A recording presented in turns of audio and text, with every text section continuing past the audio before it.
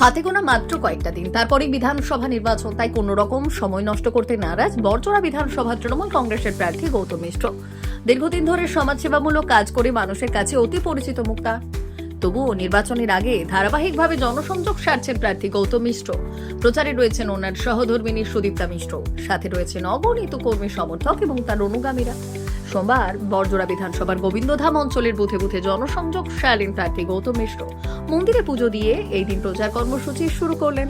তারপর কখনো পায়ে হেঁটে মানুষের কাছে পৌঁছে যাচ্ছেন, আবার কখনো হুট খোলা গাড়িতে চেপে মানুষের হাত নেড়ে অভিবাদন জানাচ্ছেন মানুষকে। কখনো আবার মানুষের ভিড়ে পৌঁছে সেখানে মানুষের অভাব অভিযোগগুলিও শুনছেন।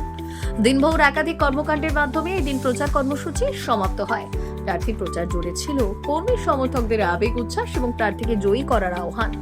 গৌতম মিশ্র জয়ী হলে বিধানসভা জুড়ে আরো কাজ করবেন বলে জানান।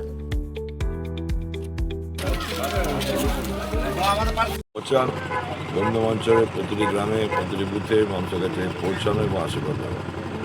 আর শুরু করেছি আমরা আমার কারণ আশ্রমে অনেক কালী মন্দিরে পুজো দিয়ে কর্মীরা সবাই ছিলেন, ওখান থেকে আমাদের প্রচার শুরু হয়ে আছে। আচ্ছা, 1 তারিখে দেব আসছে, সেই বিষয় নিয়ে কী বলবেন? দেব আসছে, দেব তো আমাদের দলের সাংসদ, তৃণমূল দলের, সে নির্বাচনী প্রচারে আসছেন আমার হয়ে প্রচার বড় বিধানসভা প্রার্থী। এবং